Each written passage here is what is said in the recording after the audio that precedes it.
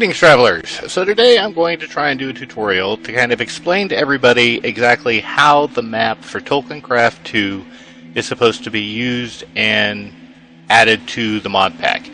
So as you can see here, I have the main website for the mod pack, or the map up, and ideally you're going to want to get whatever the most current release is. If you want to try beta, that's fine. When you go to files, that'll always, the most recent release is the one on top, whether it's a release or a beta, but that's what you're going to want to download. Ideally, you want to use the right version for the mod pack version.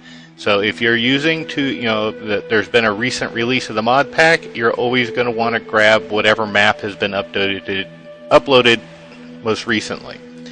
So in this case, we're going to download the most recent mod pack release here. I haven't gotten the one for the most recent release quite yet. I'm waiting for it to show up on the launcher. But once you get it downloaded, we'll come back. Okay, so we're back, and we have it downloaded. Now, the first thing I do want to let you know that the main link for the main map is on the main menu for the mod pack once it's launched. And you can pretty much add it even when Minecraft is open and live. Now in my case, I have actually downloaded these to my desktop. On the main site, or the main map, you'll also see a new link that is for the content pack release with a link to that page. Same thing, grab the most recent version. At the time of this recording, 2.5 has been pushed and waiting for an update on the FTB launcher.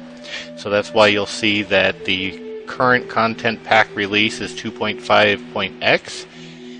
They will always be named with the regions that are included and the current version of the mod pack. If there's for any reason a need to update the regions for some mod that updated, then you'll see the 2.5.x and then an RC and then 1, 2, 3 going forward.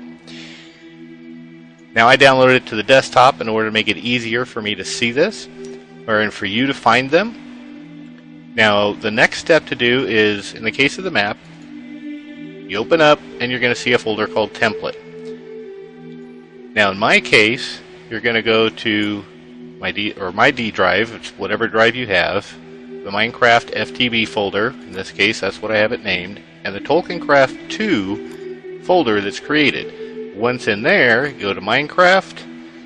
Ideally, the mod pack is set up so that you will take the template folder and you can simply just drag it and drop right into here. You'll see that I already have the template folder here because this is one of the instances I work with, but that's where you would drop the template folder. That's how you use the map for the mod pack. Once you start up the mod pack and you get to the main menu, you click single player and create new world. It uses this template to create a new world. So you can create as many worlds as you want. They'll always be the same map. Now, in the case of the content packs, there's a little bit different.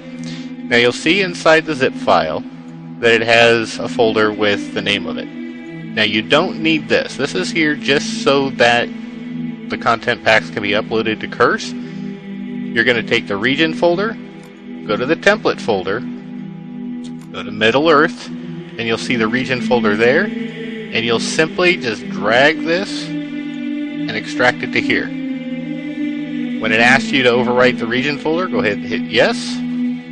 Now, if you had already previously downloaded the content pack and for whatever reason there was an update, so you needed to do it, it would probably ask to overwrite those too. You do that, and next thing you know, you'll have the regions ready so that when you create a new world, those regions will already be there. Now, if you wanted to add these to your existing Minecraft save, same thing, go to Minecraft, this time go to Saves, go to wherever you've saved your world, and then it's the same thing from there. Find the Middle Earth folder, and then drag it and paste it over the region so that the new content is automatically there in your world. Now keep in mind, if for some reason you had actually been in those regions prior to this, potentially could overwrite any existing things that you've built or stored there. So always keep in mind when you're updating that is part of the reason why on the overworld I tell everybody to stay at least 1,000 blocks away from the spawn point. more is better. That's why the random teleporter sends you out further than 1,000 blocks. And the same thing with the Middle Earth regions. When you update, potentially if you've built in one of those map points in the Lord of the Rings mod, these regions could overwrite that. So always make sure that you back up your existing world, and always make sure that if you're going to do the content packs to download, that if you are in one of those regions, pack up everything, make sure that you stored stuff somewhere else or on your player, and you're good to go. And that's all there is to it. Thank you, and have a great day.